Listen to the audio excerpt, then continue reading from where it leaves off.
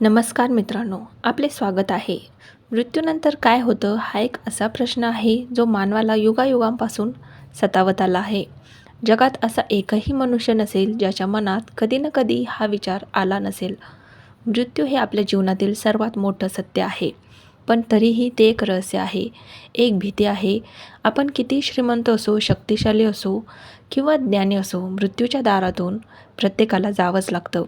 पण जेव्हा आपला एखादा प्रिय व्यक्ती आपल्याला सोडून जातो, तेव्हा प्रश्न फक्त इतकाच नसतो की तो कुठे गेला, तर एक प्रश्न असाही पडतो की आता त्याच्यासोबत काय होत असेल? तो आपल्याला पाहू शकत असेल का? त्याची आत्मा भटकत असेल का? तिला शांती मिळाली असेल का? या सर्व गहन प्रश्नांची उत्तरं आपल्याला मिळतात भगवान विष्णूंनी सांगितलेल्या गरुड पुराणामध्ये. जेव्हा भगवान विष्णूंचे वाहन पक्षीराज गरुड यांनी मानवाच्या मृत्यूनंतरच्या स्थितीबद्दलची चिंता व्यक्त केली, तेव्हा भगवान विष्णूंनी त्यांना आत्म्याच्या संपूर्ण प्रवासाचे रहस्य सांगितले. ही कथा केवळ एक कहाणी नाही, तर ते एक ज्ञान आहे जे आपल्याला जीवनाचा खरा अर्थ समजावून सांगते. मित्रांनो, या कथेची फलश्रुती ही आहे की जो कोणी ही कथा पूर्ण श्रद्धेने ऐकतो त्याच्या मनातील मृत्यूची भीती कमी होते, त्याला आपल्या कर्माचे महत्त्व कळते आणि नकळतपणे का होईना त्याच्या पितरांच्या आत्म्याला शांती मिळते. ही माहिती जाणून घेतल्याने आपण आपले जीवन अधिक जबाबदारीने आणि चांगल्या मार्गाने जगू शकतो. कारण आपल्याला कळतं की आपल्या प्रत्येक कर्माचा हिशेब पुढे होणार आहे. मित्रांनो, ही कथा आणि त्यातील सखोल माहिती तुमच्यापर्यंत पोहोचवण्यासाठी मी मनापासून खूप मेहनत घेतली आहे. तुमचा एक साधा लाईक माझ्यासाठी खूप मोलाचा ठरेल. प्लीज माझ्या या मेहनतीसाठी एक लाईक नक्की करा. तसेच आपल्या पितरांच्या आत्म्याला शांती मिळावी या प्रार्थनेसह कमेंटमध्ये ओम शांती लिहायला विसरू नका आणि चॅनलला सबस्क्राईब पण नक्कीच करा. चला तर मग सुरुवात करूया त्या गोड प्रवासाला. जगाच्या या रहाट गाडग्यातून एका जीवाची निघून जाण्याची वेळ आली होती. खोलीतील वातावरण जड झालं होतं. हवेत एक प्रकारची शांतता आणि भीती पसरली होती. अंथरुणावर पडलेल्या त्या शरीरातील प्राणज्योत हळूहळू मालवत होती. कुटुंबातील प्रत्येक जण त्या शरीराभोवती जमला होता. प्रत्येकाच्या डोळ्यात अश्रू आणि मनात प्रार्थना होती. आणि अखेर तो क्षण आला. शरीराने शेवटचा श्वास घेतला आणि त्याचबरोबर आत अडकलेला आत्मा एका क्षणात शरीराच्या बंधनातून मुक्त झाला. जसा एखादा पक्षी अचानक पिंजऱ्याचं दार उघडल्यावर बाहेर येतो, पण त्याला कळत नाही की आता कुठे जायचे, तशीच त्या आत्म्याची अवस्था झाली होती. तो आत्मा एका सूक्ष्म वायुरूप अवस्थेत त्याच खोलीत उभा होता. त्याला काहीच कळत नव्हते की काय झाले आहे. त्याला त्याचेच शरीर अंथरुणावर शांत झोपलेले दिसत होते. त्याला वाटले कदाचित मी स्वप्न पाहत आहे. त्याने स्वतःला चिमटा घेण्याचा प्रयत्न केला, पण त्याला शरीरच नव्हते. त्याच्या कानावर त्याच्या मुलाबाळांचा, पत्नीचा हृदय पिळवटून टाकणारा आक्रोश पडत होता. त्याची पत्नी त्याच्या निष्प्राण शरीराला बिलगून रडत होती. त्याचा मुलगा डोक्याला हात लावून बसला होता. जणू त्याच्या डोक्यावरचे आभाळच कोसळले होते. त्याची लहानकी मुलगी तर भांबावून गेली होती. तिला कळतच नव्हते की तिचे बाबा तिच्याकडे बघत का नाहीत, तिला जवळ का घेत नाहीत. हे सगळं पाहून तो आत्मा पूर्णपणे गोंधळून गेला. तो ओरडून सांगण्याचा प्रयत्न करत होता, अरे, मी इथेच आहे, तुमच्या जवळच उभा आहे, मी कुठेही गेलेलो नाही, तुम्ही रडू नका. पण त्याचा आवाज कोणापर्यंतही पोहोचत नव्हता. तो त्याच्या पत्नीच्या खांद्यावर हात ठेवण्याचा प्रयत्न करत होता, तिला धीर देण्याचा प्रयत्न करत होता, पण त्याचा हात तिच्या शरीरातून आरपार निघून जात होता. त्याने आपल्या मुलाच्या डोक्यावरून हात फिरवण्याचा प्रयत्न केला, पण त्याला स्पर्शच करता येत नव्हता. ही असहाय्यता, ही विवशता त्याला वेड लावत होती. मी जिवंत आहे, मी पाहू शकतो, ऐकू शकतो, पण माझाच माणसांना मी का दिसत नाही? ते माझं अस्तित्व का नाकारत आहेत? हा विचार करून तो तडफडत होता. त्याला वाटत होतं की हे सर्व एक भयानक दुःस्वप्न आहे आणि लवकरच ते संपेल. तो आपल्या प्रियजनांना दुःखाच्या सागरात बुडालेले पाहून आतून तुटत होता, पण तो काहीच करू शकत नव्हता. ही पीडा शारीरिक वेदनेपेक्षा हजारो पटींनी खूप जास्त होती. तो आपल्या घरात फिरत होता, आपल्या आवडत्या खुर्चीकडे पाहत होता, ज्यावर तो रोज बसायचा. त्याने लावलेल्या झाडांकडे बघत होता, भिंतीवर लावलेल्या त्याच्या फोटोंकडे पाहत होता. प्रत्येक वस्तू, प्रत्येक कोपरा त्याच्या आठवणींनी भरलेला होता. पण आता त्या घरात त्याचे अस्तित्व असूनही नसल्यासारखे होते. तो तिथेच होता, पण जगाच्या दृष्टीने तो आता फक्त एक आठवण बनून राहिला होता. काही वेळातच त्याला वातावरणात एक विचित्र बदल जाणवायला लागला. खोलीतील हवा अधिक जड झाली. त्याला 2 दिव्य आकृत्या आपल्या दिशेने येताना दिसल्या. ते यमदूत होते. गरुड पुराणानुसार यमदूत हे काही काळे, भयानक आणि लाल डोळ्यांचे नसतात. त्यांचे स्वरूप त्या आत्म्याच्या कर्मावर अवलंबून असते. ज्याने पुण्यमय जीवन जगले असेल त्याला ते सौम्य, शांत स्वरूपात दिसतात. पण ज्याने पापकर्मात जीवन घालवलं असेल त्याला तेच यमदूत अत्यंत भयावह आणि क्रूर दिसतात. त्या आत्म्याला आलेले यमदूत शांत होते, पण त्याच्या डोळ्यात एक प्रकारची कठोरता होती. त्यांनी आत्म्याला खुणेने सांगितले की आता तुझ्या निघायची वेळ झाली आहे. आत्म्याला प्रचंड भीती वाटली. त्याला आपले घर, आपले कुटुंब सोडून कुठेही जायचे नव्हते. तो गयावया करू लागला, नाही, मला इथेच राहायचे. माझी माणसं आहेत, माझं घर आहे, मी त्यांना असं सोडून नाही जाऊ शकत. पण यमदूत त्याचे काहीही ऐकून घ्यायला तयार नव्हते. मात्र गरुड पुराण सांगते की यमदूत आत्म्याला लगेचच यमलोकात घेऊन जात नाहीत. मृत्यूनंतर काही काळ, साधारणपणे 24 तास, ते आत्म्याला त्याच ठिकाणी ठेवतात जिथे त्याच्या शरीरावर अंत्यसंस्कार होणार असतात. यामागे एक मोठे कारण आहे. हा तो काळ असतो जेव्हा आत्म्याला त्याचे कर्माचे पहिले दर्शन घडवले जाते. यमदूतांनी आत्म्याला त्याच्या घरापुरतेच मर्यादित ठेवले. तो आता घराबाहेर पडू शकत नव्हता. तो फक्त एक असहाय्य प्रेक्षक बनून राहिला होता, जो आपल्याच आयुष्याच्या शेवटच्या अंकाचा साक्षीदार बनणार होता. बाहेर नातेवाईकांची गर्दी जमू लागली. त्याच्या अंत्ययात्रेची तयारी सुरू झाली. ज्या अंथरुणावर तो झोपायचा त्याच अंथरुणावर आता त्याचे निर्जीव शरीर होते आणि लोक त्याच्यावर फुलं वाहत होती. हे सर्व पाहणे त्या आत्म्यासाठी असह्य होत होते. त्याचा प्रत्येक क्षण गोंधळ, दुःख आणि एका अज्ञात भीतीमध्ये जात होता. त्याला अजूनही विश्वास बसत नव्हता की हे सर्व त्याच्यासाठीच होते, की त्याचा या जगातील प्रवास आता संपला. तो आपल्या कुटुंबाच्या मायेत, मोहात इतका गुरफटला होता की त्याला या सत्याचा स्वीकारच करता येत नव्हता. तो एका अशा अवस्थेत अडकला होता जिथे ना त्याला जीवन मिळत होते ना पूर्ण मृत्यू. आता त्याच्यासोबत पुढे काय होणार होते? त्याचा पुढचा प्रवास कुठे आणि कसा असणार होता? या प्रश्नांच्या भोवऱ्यात तो आत्मा अडकून पडला होता आणि त्याच्या प्रियजनांच्या रडण्याने त्याचे हृदय अधिकच व्याकुळ होत होते. त्या आत्म्याच्या असहाय्य अवस्थेतच त्याच्या अंत्ययात्रेची तयारी पूर्ण झाली. ज्या देहाला त्याने आयुष्यभर जपले होते, सजवले होते, त्या देहाला आता फुलांनी आणि शालमध्ये लपेटून घराबाहेर काढले जात होते. तो आत्मा हे सर्व पाहत होता, पण त्याला काहीच करता येत नव्हते. यमदूतांनी त्याला त्याच्याच शरीरासोबत चालण्याचा आदेश दिला होता. तो नाईलाजाने आपल्याच अंत्ययात्रेचा एक अदृश्य भाग बनून राहिला. रामनाम सत्य हे लोकांचे हे शब्द त्याच्या कानावर एखाद्या हातोड्यासारखे आदळत होते. प्रत्येक सत्य हे सोबत त्याला त्याच्या मृत्यूची जाणीव अधिकच तीव्रतेने होत होती.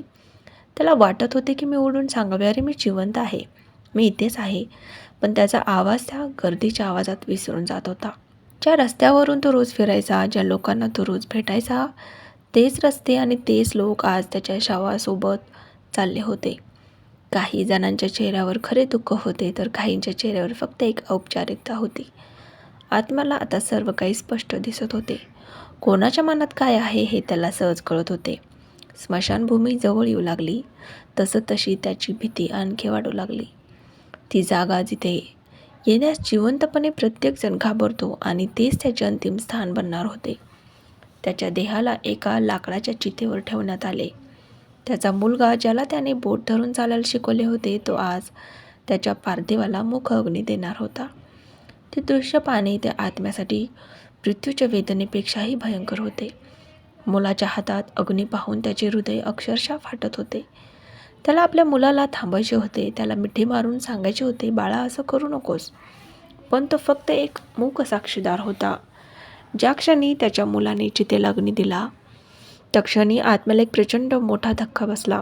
गरुड पुराणानुसार आत्मा त्या जळणाऱ्या चितेकडे पाहत नसतो, तर तो आपल्या कर्माच्या अग्नीकडे पाहत असतो. चितेच्या त्या ज्वालांमध्ये त्याला आपले संपूर्ण आयुष्य एखाद्या चित्रपटाप्रमाणे दिसू लागते. त्याने कोणाला मदत केली, कोणाला दुःख दिले, कोणते पुण्य कमावले, कोणते पाप केले, हे सर्व एका क्षणात त्याच्या डोळ्यासमोरून तरळून गेले. शरीराला जळताना पाहून आत्म्याचा त्या शरीरावरील शेवटचा मोह, शेवटची आसक्ती सुद्धा जळू लागली.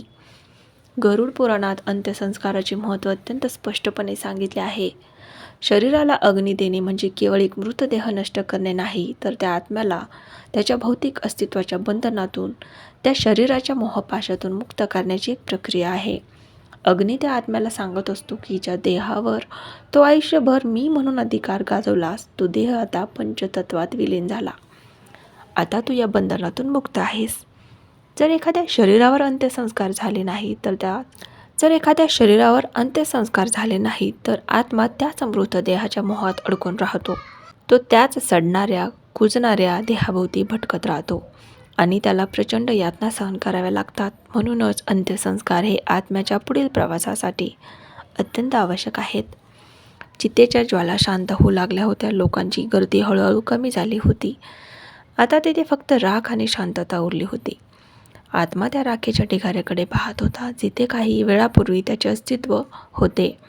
त्याचा अहंकार, त्याचे सौंदर्य, त्याची ताकद, सर्व काही त्या राखेत मिसळून गेले होते. आता तो खऱ्या अर्थाने एकटा पडला होता. यमदूतांनी त्याला पुन्हा एकदा इशारा केला आणि त्याला त्याच्या घरी परत आणले. पण घर आता पूर्वीसारखे राहिले नव्हते. घरात एक विचित्र शांतता पसरली होती. ज्या घरात त्याचा आवाज घुमायचा, तिथे आता फक्त हुंदक्यांचा आवाज येत होता. गरुड पुराणानुसार मृत्यूनंतर आत्मा पुढील 13 दिवस आपल्याच घरी, आपल्याच कुटुंबासोबत राहतो. हा काळ त्याच्यासाठी अत्यंत वेदनादायी आणि परीक्षेचा असतो. तो आत्मा आता आपल्याच घरात एक अदृश्य अस्तित्व बनून वावरत असतो. तो त्याच्या पत्नीला पाहत होता, जी त्याच्या आठवणीत हरवलेली होती.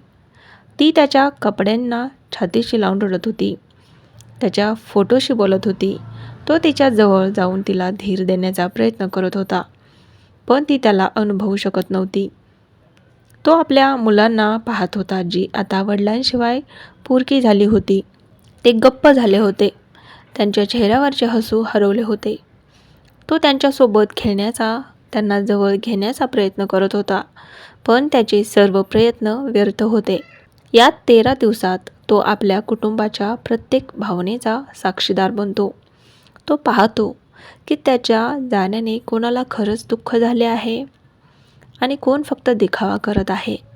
कोण त्याच्या संपत्तीची चर्चा करतंय आणि कोण त्याच्या आठवणींची.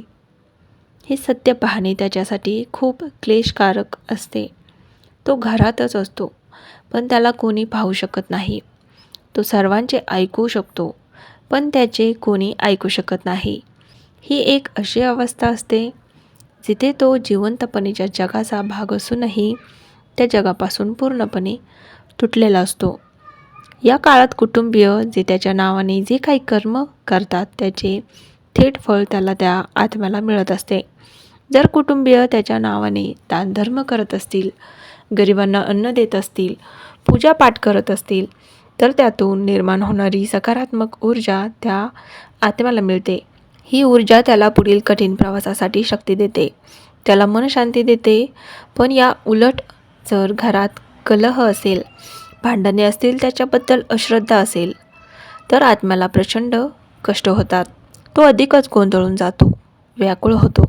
तो वारंवार आपल्या आवडत्या वस्तूंजवळ जातो, आपल्या पलंगाजवळ, आपल्या खुर्चीजवळ, त्या डायरीच्या पानांजवळ, जिथे त्याने काहीतरी लिहून ठेवलेले असेल. तो त्या वस्तूंना स्पर्श करून आपले जुने दिवस आठवण्याचा प्रयत्न करतो. त्याला वाटते की यातून त्याला कदाचित आपले जुने अस्तित्व परत मिळेल, पण प्रत्येक वेळी त्याला फक्त निराशाच हाती लागते. तो एका अशा अदृश्य तुरुंगात कैद असतो, जिथून त्याला बाहेर पडण्याचा मार्ग दिसत नसतो. त्याचे कुटुंबीय रात्री झोपल्यावर तो त्याच्या चेहऱ्याकडे पाहत बसतो. त्याला त्यांची काळजी वाटते, पण तो त्यांची मदत करू शकत नाही. तो फक्त एक असहाय्य आत्मा बनून असतो, जो काळाच्या प्रवाहात पुढे काय होणार आहे याची वाट पाहत असतो. हे 13 दिवस त्याच्यासाठी एका परीक्षेसारखे असतात. एका बाजूला आपल्या कुटुंबाच्या मोहांचे बंधन असते आणि दुसऱ्या बाजूला पुढील अज्ञात प्रवासाची भीती. तो या दोन भावनांमध्ये अडकून राहतो, जिथे प्रत्येक क्षण त्याला एका युगासारखा वाटतो. कुटुंबात असूनही तो एकटा असतो आणि त्याच्या पुढील प्रवासाची तयारी हळूहळू सुरू झालेली असते, ज्याची त्याला सुतराम कल्पनाही नसते. घरात राहून आत्म्याचे दिवस जात होते. प्रत्येक उगवणारा सूर्य आणि मावळणारी रात्र त्याच्यासाठी सारखीच होती. वेळ थांबल्यासारखा झाला होता, पण त्याच्या कुटुंबासाठी तो पुढे जात होता. तो रोज आपल्या कुटुंबाला पाहत होता, जे त्याच्या जाण्याने बसलेल्या धक्क्यातून हळूहळू सावरण्याचा प्रयत्न करत होते. त्याला रोज दिसत होते की त्याचे कुटुंबीय गुरुजींच्या मार्गदर्शनाखाली काहीतरी विधी करत आहेत. ते तांदळाचे पिंड बनवत होते, मंत्रोच्चार करत होते आणि कावळ्याला नैवेद्य ठेवत होते. आत्म्याला हे सर्व पाहून काहीच कळत नसते. त्याला वाटत होते की हे सर्व फक्त निरर्थक कर्मकांड आहे. माझ्या माणसांवर दुःखाचा डोंगर कोसळला आहे आणि त्या विधींमध्ये अडकले आहेत. पण त्या आत्म्याला जे दिसत होते त्यामागे एक अत्यंत गहन आणि महत्त्वपूर्ण आध्यात्मिक विज्ञान दडले होते, ज्याची त्याला कल्पनाही नाही. गरुड पुराणानुसार मृत्यूनंतर आत्म्याकडे कोणतेही भौतिक शरीर नसते. तो केवळ एक ऊर्जेचा अंश असतो, वायू समान असतो.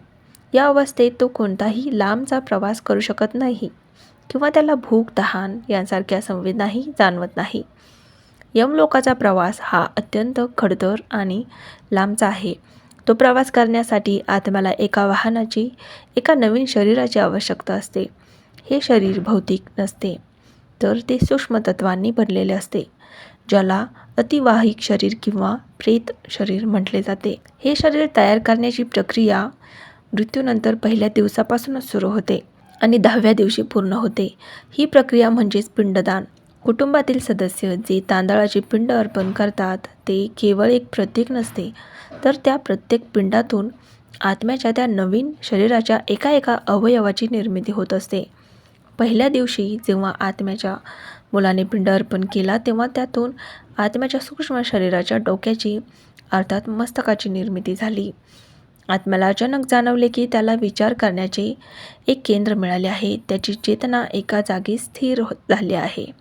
दुसऱ्या दिवशी अर्पण केलेल्या पिंडाने त्याचे खांदे, मान आणि गळा तयार झाला. तो इकडे तिकडे पाहू शकत होता. त्याला एका दिशा मिळाली होती. तिसऱ्या दिवसाच्या पिंडाने त्याची हृदयाची निर्मिती झाली आणि त्याच्या भावना जाणवण्याची क्षमता पुन्हा तयार झाली. चौथ्या दिवशी त्याच्या पाठीचा कणा तयार झाला, जो त्याला आधार देणार होता. 5व्या दिवशीच्या पिंडाने नाभी, 6व्या दिवशी कंबर, 7व्या दिवशी गुप्तांग आणि 8व्या दिवशी मांड्या तयार झाल्या.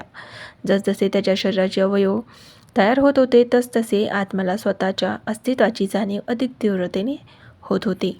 तो आता केवळ एक वायुरूप ऊर्जा नव्हता, तर त्याला एक आकार मिळत होता, एक ओळख मिळत होती. 9व्या दिवशी त्याचे पाय आणि गुडघे तयार झाले आणि तो उभा राहू शकत होता.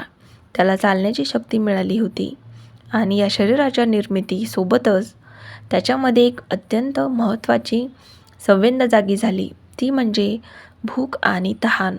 आत्तापर्यंत आत्मा केवळ मानसिक पीडित होता, त्याला आता सूक्ष्म शारीरिक यातनाही जाणवू लागल्या.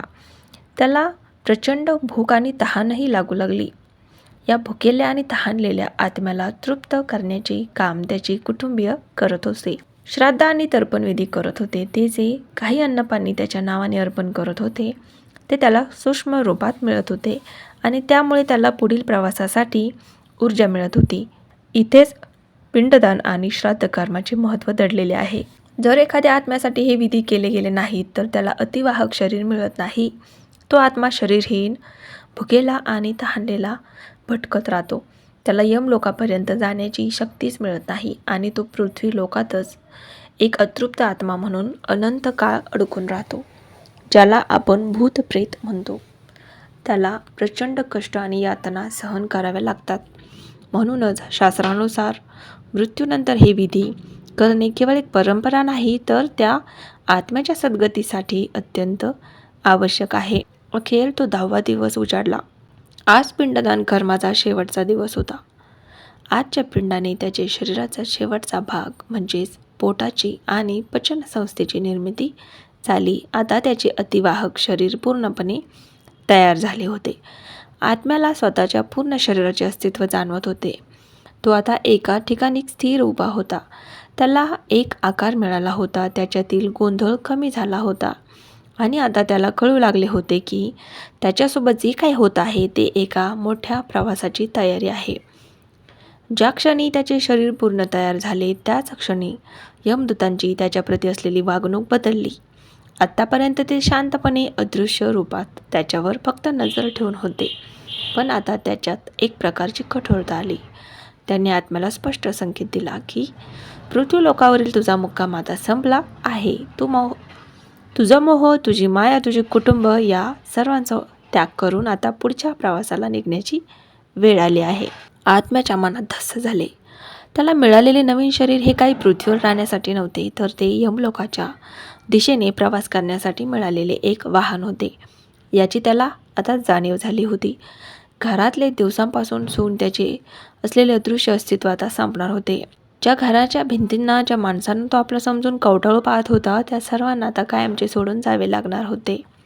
आत्म्याला नवीन शरीर मिळाल्याने थोडे बळ नक्कीच आले होते, पण त्याचबरोबर यमलोकाच्या अज्ञात आणि खडतर प्रवासाच्या कल्पनेने त्याचे काळीज भीतीने परिपूर्ण झाले होते. यमदूत आता त्याला नेण्यासाठी पूर्णपणे तयार होते. आता त्याला त्याच्या खऱ्या प्रवासाला सुरुवात करायची होती. यमलोकाचा तो खडतर प्रवास, ज्याची त्याने कधी कल्पनाही केली नव्हती. 11वा आणि 12वा दिवस उजाडला.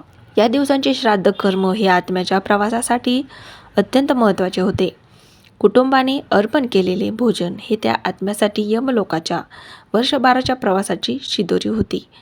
जसे आपण एखाद्या लांबच्या प्रवासाला निघताना सोबत जेवणाचा डबा देतो, त्याचप्रमाणे हे भोजन आत्म्याला प्रवासात शक्ती देणार होते. 13 दिवसांचा पृथ्वीवरील त्याचा अदृश्य मुक्काम आता पूर्णपणे संपला होता. यमदूतांनी त्याला खेचले आणि घराच्या उंबरठ्याबाहेर काढले. आत्म्याने शेवटच्या वेळी वळून आपल्या घराकडे, आपल्या माणसांकडे पाहिले. त्याच्या सूक्ष्म डोळ्यातून अश्रू वाहत होते, पण आता मागे फिरण्याचा कोणताही मार्ग उरला नव्हता. ज्या आत्म्याने आयुष्यभर पाप केले असते, त्याला यमदूत लोखंडाच्या साखळदंडांनी बांधतात आणि ओढत नेतात. त्याला क्षणभरही विश्रांती घेऊ देत नाही. पण ज्या आत्म्याने पुण्य कर्म केले असेल, त्याला यमदूत आदरपूर्वक एका दिव्य विमानात बसून घेऊन जातात. आपल्या कथेतील हा आत्मा एक सामान्य मनुष्य होता, ज्याच्या हातून कळत नकळत पाप आणि पुण्य दोन्ही घडले होते. त्यामुळे यमदूत त्याच्याशी कठोरपणे वागत होते, पण त्याला अमानुष यातना देत नव्हते. ते त्याला फक्त त्यांच्यासोबत चालण्यास भाग पाडत होते. यमलोकापर्यंतचा प्रवास मानवी वेळेनुसार तब्बल 1 वर्ष लागतो. हा मार्ग 86,000 योजन लांब आहे आणि तो अत्यंत भयावह आणि कष्टप्रद आहे. या मार्गावर ना सावलीसाठी झाड आहे, ना पिण्यासाठी पाणी. काही ठिकाणी जमीन तापलेल्या तव्यासारखी गरम आहे, जिच्यावर पाय ठेवताच आत्मा होरपळून निघतो, तर काही ठिकाणी बर्फासारखी थंडगार आहे, जिथे थंडीने आत्मा अक्षरशः गोठून जातो. वाटेत तीक्ष्ण काटे, धारदार दगड आणि भयानक श्वापदांचा सामना करावा लागतो. आत्म्याला प्रचंड थकवा जाणवतो, पण यमदूत त्याला थांबण्याची परवानगी देत नाही. चल पुढे, चल पुढे असे म्हणून त्याच्या पाठीवर असोडाचे फटके मारतात. या वर्षभराच्या प्रवासात आत्म्याला 16 वेगवेगळ्या पुरांमधून म्हणजे शहरांमधून जावे लागते. प्रत्येक शहर हे त्याच्या कर्माची परीक्षेचा एक टप्पा असते. यातील काही प्रमुख शहरे म्हणजे सौम्यपूर, सौरभपूर, नागेंद्र भवन, गंधर्वपूर, शैलगाम, क्रौंचपूर, विचित्र भवन आणि भवापदपूर. प्रत्येक शहरात त्याला थांबवले जाते. ज्या आत्म्याने जिवंतपणे इतरांना अन्नदान केले असेल, त्याला त्या शहरांमध्ये थोडा वेळ विश्रांती आणि भोजन मिळते. पण ज्याने इतरांना उपाशी ठेवले असेल, त्याला इथेही प्रचंड भूक आणि तहान सहन करावी लागते. प्रवासात त्याला इतर हजारो आत्मेसुद्धा मिळतात, जे त्याच्यासारखेच यमलोकाच्या दिशेने चाललेले असतात. प्रत्येकजण आपापल्या कर्माचे ओझे वाहून नेत असतो. तिथे कोणी श्रीमंत नसतो, कोणी गरीब नसतो, कोणी राजा नसतो की कोणी रंक नसतो. तिथे फक्त एकच ओळख असते, पापी आत्मा किंवा पुण्यवान आत्मा. आपल्या पापांची आठवण करून ते सर्व आत्मे आक्रोश करत असतात, रडत असतात, पण त्यांचे ऐकणारे तिथे कोणी नसते. हा प्रवास आत्म्याला त्याच्या अहंकाराची, त्याच्या चुकांची आणि त्याच्या खऱ्या अस्तित्वाची जाणीव करून देतो. 11 महिने हा खडतर प्रवास केल्यानंतर आत्मा त्या प्रवासातील सर्वात मोठ्या आणि सर्वात भयानक अडथळ्यापाशी येऊन पोचतो. त्या अडथळ्याचे नाव आहे वैतरणी नदी. गरुड पुराणात या नदीचे वर्णन अत्यंत भयावह शब्दात केले आहे. ही कसली नदी नाही, तर पाप आणि घाणीचे एक महासागर आहे. या नदीत पाणी नाही तर रक्त, पू, केस, हाडे आणि प्राण्यांची चरबी वाहते. तिचा वास इतका भयंकर असतो की आत्मा दुरूनच बेशुद्ध होऊ लागतो. नदीच्या आतमध्ये भुकेलेले मगर, हजारो विषारी साप, गिधाडे आणि राक्षसी मासे वास करतात, जे नदी पार करणाऱ्या आत्म्यांची लचके तोडण्यासाठी टपलेले असतात. नदीच्या पाण्याचा स्पर्श होताच आत्म्याच्या सूक्ष्म त्वचेला असह्य वेदना होतात, जणू काही हजारो विंचू एकाच वेळी डंक मारत आहेत. ज्या आत्म्याने आयुष्यभर पाप केले आहे, खोटे बोलले आहे, इतरांची फसवणूक केली आहे, हिंसा केली आहे, त्याला यमलोक याच वैतरणी नदीत ढकलून देतात. तो आत्मनदी पार करण्याचा प्रयत्न करतो, पण नदीतील भयानक जीव त्याला खाली खेचतात. तो मदतीसाठी ओरडतो, किंचाळतो, पण त्याचा आवाज ऐकणारा तिथे कोणीही नसतो. हजारो वर्षे तो आत्मा याच नदीतून अडकून पडतो, आपल्या पापांचे फळ भोगत राहतो. पण ज्या मनुष्याने आपल्या जीवनात सत्कर्म केले असेल, दानधर्म केला असेल, विशेषतः गोदान म्हणजेच गाय दान केले असेल, त्याच्यासाठी ही नदी पार करणे सोपे होते. ज्या क्षणी तो पुण्यवान आत्मा वैतरणीच्या काठावर पोहोचतो, त्या क्षणी त्याच्यासमोर एक दिव्य गाय प्रकट होते. तीच गाय असते जी त्याने दान केलेली असते. तो आत्मा त्या गायीच्या शेपटीला धरतो आणि गाय त्याला सहजपणे कोणताही त्रास होऊ न देता वैतरणी नदीच्या पलीकडे घेऊन जाते. म्हणूनच आपल्या धर्मात गोदानाला इतके महत्त्व दिले आहे. एक लहानसे पुण्यकर्म आपल्याला किती मोठ्या संकटातून वाचू शकते याचे सर्वोत्तम उदाहरण आहे. आपल्या कथेतील आत्म्याने आयुष्यात एकदा एका गरीब ब्राह्मणाला एक गाय दान केली होती. त्याला त्याचे हे पुण्यकर्म आठवतही नव्हते, पण कर्माचा हिशोब कधीच चुकत नाही. जेव्हा तो वैतरणीच्या किनाऱ्यावरती भीतीने थरथर कापत होता, तेव्हा अचानक त्याच्यासमोर एक तेजस्वी गाय प्रकट झाली. तिच्या डोळ्यात माया होती. आत्म्याला इशारा मिळताच त्याने तिची शेपटी घट्ट पकडली. गायीने त्याला घेऊन नदीत प्रवेश केला. नदीतील हे प्राणी तिच्या तेजाने जवळजवळ येण्यास घाबरत होते. काही क्षणातच त्या आत्म्याने ती भयानक वैतरणी नदी पार केली. नदी पार केल्यानंतर त्याने त्या गायीचे आभार मानले आणि ती अदृश्य झाली. वैतरणी नदी पार केल्यानंतर आत्म्याच्या मनातील भीती थोडी कमी झाली, पण त्याचा प्रवास अजून संपला नव्हता. आता त्याच्यासमोर एक विशाल भव्य दरवाजा होता, ज्याची उंची आकाशाला भेदलेली होती. तो दरवाजा यमलोकाचा होता. त्या दरवाजातून येणारे आवाज अत्यंत विचित्र होते. एका बाजूला पापात्म्यांचे किंचाळण्याचा आणि रडण्याचा आवाज येत होता, तर दुसऱ्या बाजूला एक दिव्य आणि शांत संगीत ऐकू येत होते. वर्षभराचा खडतर प्रवास संपवून तो आत्मा अखेर यमराजाच्या दारात पोहोचला. त्याचे बाह्य जगातील अस्तित्व पूर्णपणे संपले होते आणि आता त्याच्या खऱ्या परीक्षेला, त्याच्या कर्माच्या हिशोबाला सुरुवात होणार होती. यमलोकाच्या त्या भव्य आणि भीतीदायक दरवाजातून यमदूतांनी आत्म्याला आत ढकलले. आत प्रवेश करताच आत्म्यांचे डोळे दिपून गेले. यमलोक म्हणजे केवळ अंधार आणि यातनेचे स्थान नव्हते, तर ते एक विशाल, सुनियोजित आणि भव्य नगर होते. तिथे लाखो करोडो आत्मे आपापल्या कर्मानुसार वेगवेगळ्या ठिकाणी होते. वातावरणात एक प्रकारची गंभीरता होती.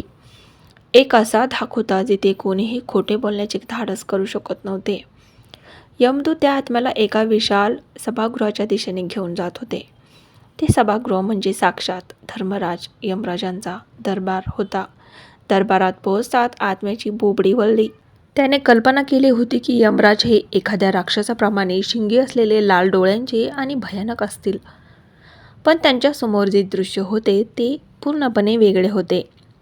उंच सिंहासनावर विराजमान असलेले यमराज अत्यंत तेजस्वी, शांत आणि गंभीर दिसत होते. त्यांचे शरीर काळे निळे असले तरी त्यातून एक दिव्य प्रकाश बाहेर पडत होता. त्यांच्या चेहऱ्यावर क्रोध नव्हता, तर न्यायाची कठोरता होती. त्यांच्या डोळ्यातून करुणा आणि विवेक वाहत होता. ते केवळ मृत्यूचे देव नव्हते, तर ते साक्षात धर्मराज होते, जे कधीही कोणत्याही परिस्थितीत धर्माची आणि न्यायाची बाजू सोडत नाहीत. त्यांच्या उपस्थितीनेच आत्म्याच्या मनातील अर्धी भीती नाहीशी झाली आणि त्याला खात्री पटली की इथे त्याच्यावर कोणताही अन्याय होणार नाही. यमराजाच्या सिंहासनाच्या बाजूलाच एक दुसरे दिव्य व्यक्तिमत्व बसले होते, जे अत्यंत एकाग्रतेने एका मोठ्या ग्रंथात काहीतरी लिहित होते. ते होते चित्रगुप्त.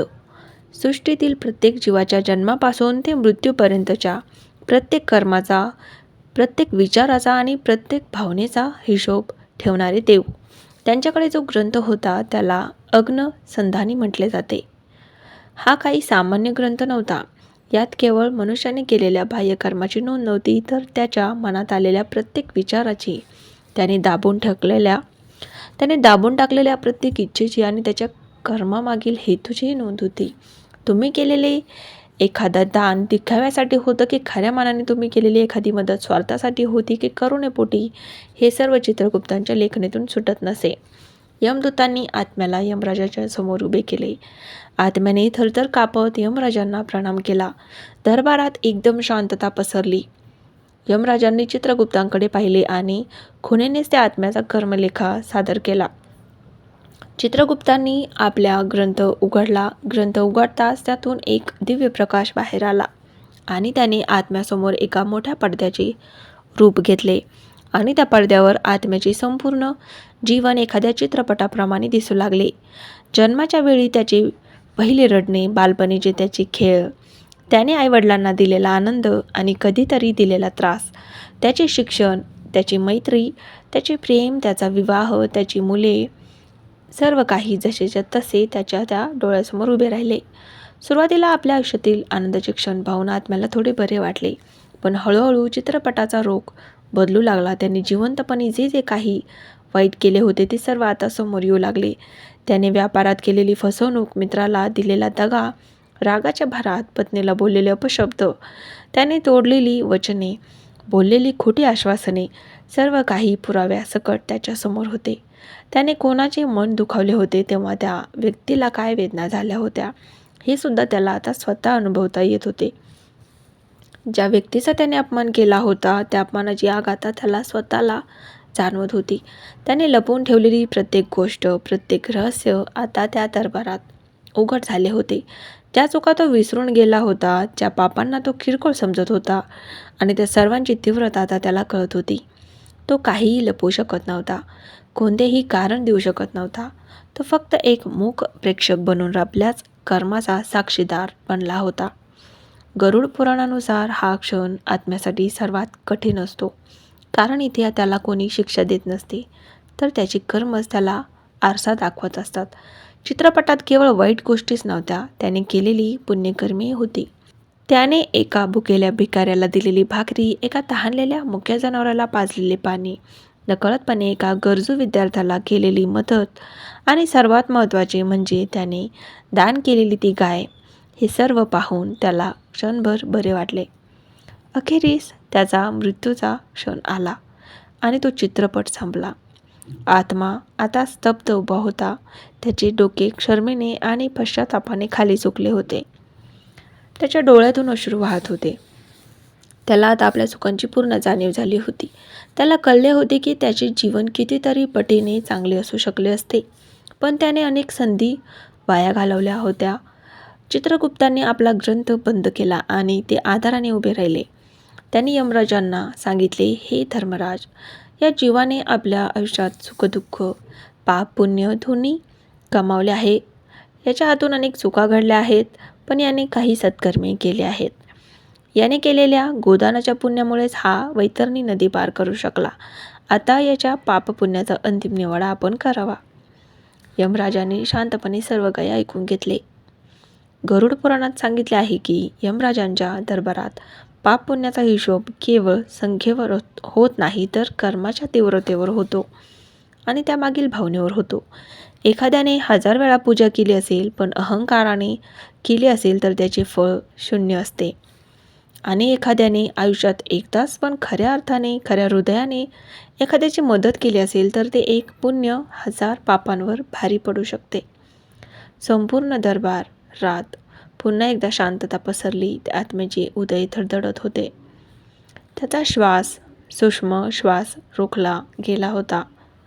यमराजांनी आपली नजर त्या आत्म्यावर स्थिर केली. त्याच्या डोळ्यातील भाव ओळखणे अशक्य होते. आता यमराज आपला अंतिम निर्णय सुनावणार होते, तो निर्णय जो त्या आत्म्याचे पुढील संपूर्ण अस्तित्व ठरवणार होता. त्याला त्याच्या चांगल्या कर्माचे फळ म्हणून स्वर्ग मिळणार की वाईट कर्माची शिक्षा म्हणून नरक मिळणार. पुन्हा एकदा पृथ्वीवर जन्म घेऊन आपल्या चुका सुधारण्याची संधी मिळणार. त्याच्या भवितव्याचा फैसला आता काही क्षणातच होणार होता. यमराजाच्या त्या एका नजरेनेच आत्म्याच्या हृदयात धडकी भरली. दरबारातील शांतता आता अधिकच गडद झाली होती. अखेर यमराजांचा गंभीर आणि मेघगर्जनेसारखा आवाज त्या सभागृहात घुमला. ते म्हणाले, हे जीवात्म्या, तू तुझ्या संपूर्ण आयुष्याचा लेखाजोखा पाहिला आहेस. सत्य तुझ्या समोर आहे. तू केलेल्या प्रत्येक कर्माचा परिणाम तुला भोगावाच लागेल. हा सृष्टीचा नियम आहे आणि मी त्या नियमाचा रक्षक आहे. यमराजांनी पुढे म्हटले, तू केलेल्या गोदानाच्या पुण्यामुळेच तुला वैतरणी नदी पार करता आली. तू भुकेलेल्यांना अन्न दिलेस आणि गरजूंची मदत केलीस.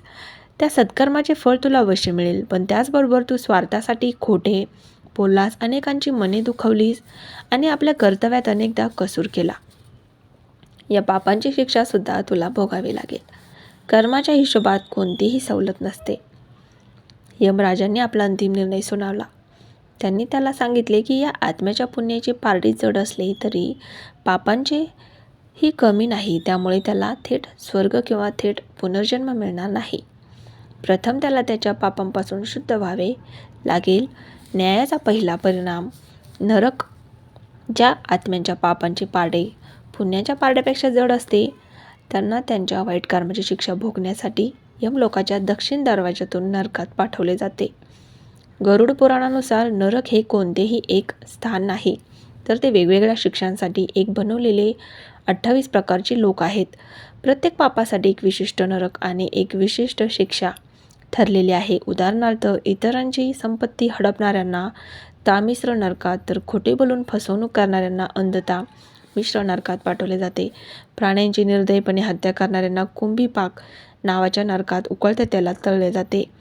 यमराजांच्या निर्णयानंतर यमदूतांनी आपल्या कथेतील आत्म्याला नरकाच्या दाराकडे नेले. तिथे त्याला त्याच्या पापानुसार निश्चित काळासाठी शिक्षा भोगावी लागली. ही शिक्षा म्हणजे सूड नसतो, तर ती एक शुद्धीकरणाची प्रक्रिया असते. जसे सोनार सोन्याला अग्नी तापून शुद्ध करतो, त्याचप्रमाणे नरकातील यातना आत्म्यावरील पापांचे संस्कार नाहीसे करते. आत्म्याला त्या वेदनामधून जावे लागते, ज्या वेदना त्याने इतरांना दिल्या. हा काळ संपल्यावर आत्मा पापांच्या ओझ्यातून मुक्त आणि शुद्ध होतो. न्यायाचा दुसरा परिणाम स्वर्ग. ज्या आत्म्याच्या पुण्याची पारडी जड असते त्यांना त्यांच्या चांगल्या कर्मांची फळ भोगण्यासाठी स्वर्गात पाठवले जाते. स्वर्ग हे असे एक दिव्य ठिकाण आहे जिथे दुःख, वेदना, आजार किंवा म्हातारपण नसते. तिथे अप्सरा नृत्य करतात, गंधर्व संगीत गातात आणि आत्म्याला सर्व प्रकारचे ऐहिक आणि दिव्य सुख प्राप्त होते. त्याने पृथ्वीवर केलेल्या प्रत्येक चांगल्या कर्माच्या बदल्यात त्याला तिथे आनंद मिळतो. पण हे सुख सुद्धा कायमचे नसते. जसे बँकेतील पैसे संपतात, त्याचप्रमाणे आत्म्याची पुण्याई संपली की त्याला स्वर्गलोक सोडावा लागतो. आपल्या कथेतील आत्म्याने नरकात पापांची शिक्षा भोगल्यानंतर त्याला त्याच्या पुण्याईचे फळ भोगण्यासाठी स्वर्गात पाठवण्यात आले. तिथे त्याने त्याच्या सत्कर्माचा आनंद केला आणि मनशांती अनुभवली. न्यायाचा तिसरा परिणाम पुनर्जन्म. जेव्हा स्वर्ग आणि नरक या दोन्ही ठिकाणचा कालावधी संपतो तेव्हा आत्म्याला त्याच्या उरलेल्या कर्मानुसार आणि अपूर्ण इच्छानुसार पुन्हा पृथ्वीवरती नवीन शरीर धारण करून पाठवले जाते. यालाच पुनर्जन्म म्हणतात. आत्मा कोणत्या योनीत जन्म घेईल, मनुष्य, पशु, पक्षी की कीटक, हे सर्वस्वी त्याच्या कर्मावर आणि चेतनेच्या स्तरावर अवलंबून असते. मनुष्य जन्म हा अत्यंत दुर्लभ मानला जातो, कारण केवळ याच जन्मात आत्म्याला नवीन कर्म करून स्वतःची प्रगती करण्याची आणि मोक्ष मिळवण्याची संधी मिळते. पण काही आत्मे असेही असतात ज्यांनी इतके पुण्य कर्म केलेले असते आणि जे सर्व प्रकारच्या इच्छा, वासना, मोहातून मुक्त झालेले असतात की त्यांना या जन्म मृत्यूच्या चक्रात पुन्हा अडकण्याची गरजच नसते. असे निष्काम कर्मयोगी आत्मे यमराजांच्या न्यायाच्या पलीकडे जातात. त्यांना जन्म मृत्यूच्या फेऱ्यातून कायमची मुक्ती मिळते. त्याला मोक्ष म्हणतात. मोक्ष प्राप्त आत्मा परमात्म्यात विलीन होतो आणि त्याला पुन्हा कधीही दुःख भोगावे लागत नाही. आपल्या कथेतील आत्म्याची स्वर्ग आणि नरकातील भोग संपल्यानंतर चित्रगुप्तांनी त्याचा उरलेला हिशोब पुन्हा यमराजांसमोर ठेवला. यमराजांनी त्याला सांगितले की तुझी बरीचशी कर्मफळे संपली आहेत, पण काही इच्छा आणि संस्कार अजूनही शिल्लक आहेत. त्यामुळे तुला पुन्हा एकदा मनुष्यरूपात पृथ्वीवर जावे लागेल आणि आपले उरलेले कर्तव्य पूर्ण करावे लागेल. अशा प्रकारे त्या आत्म्याचा एक प्रवास संपला आणि एक नवीन प्रवासाची सुरुवात निश्चित झाली. तर मित्रांनो, गरुड पुराणातील आत्म्याच्या या गूढ प्रवासाच्या संपूर्ण कथेतून आपण काय शिकतो? यातून मिळणारा बोध अत्यंत स्पष्ट आहे. पहिला आणि सर्वात महत्त्वाचा बोध म्हणजे आपले कर्मच आपले भविष्य ठरवते. आपण या जीवनात जे काही करतो, चांगले किंवा वाईट, त्याचा हिशोब निश्चितपणे होतो. चित्रगुप्तांच्या लेखणीतून काहीही सुटत नाही. दुसरा बोध हा आहे की मृत्यूनंतर केले जाणारे विधी जसे की पिंडदान, श्राद्ध, तर्पण हे केवळ कर्मकांड नाहीत, तर ते आपल्या प्रियजनांच्या आत्म्याला पुढील प्रवासात मदत करणारे एक अत्यंत महत्त्वाचे कर्तव्य आहे. तिसरा आणि अंतिम बोध म्हणजे मनुष्य जन्म ही एक अत्यंत मौल्यवान संधी आहे. ही संधी केवळ खाण्यापिण्यात आणि पैसा कमावण्यात वाया न घालवता आपण सत्कर्म, सेवा आणि भक्तीच्या मार्गाने आपले जीवन सार्थक केले पाहिजे, जेणेकरून आपला मृत्यूनंतरचा प्रवास सुखकर होईल आणि आपल्याला मोक्षाच्या दिशेने गती मिळेल. ही कथा आपल्याला केवळ भीती दाखवत नाही, तर एक जबाबदार, नीतिमान आणि धार्मिक जीवन जगण्याची प्रेरणा देते. आपले सण, आपल्या परंपरा आणि आपले शास्त्र यामागे किती गहन विचार दडलेला आहे हे या कथेतून स्पष्ट होते. ही शिकवण आपल्याला केवळ मृत्यूनंतरच नाही, तर जिवंतपणे एक चांगला माणूस म्हणून जगण्यासाठी मार्गदर्शन करते. तर मित्रांनो, मृत्यूनंतरच्या आत्म्याच्या प्रवासाची ही संपूर्ण आणि माहितीपूर्ण कथा तुम्हाला कशी वाटली? तुमचे विचार आम्हाला कमेंट करून नक्कीच सांगा. व्हिडिओ आवडला असेल तर व्हिडिओला लाईक आणि शेअर नक्कीच करा. आपल्या पितरांच्या सद्गतीसाठी कमेंटमध्ये ओम सद्गती असे जरूर लिहा. चॅनलला सबस्क्राईब करायला विसरू नका. धन्यवाद.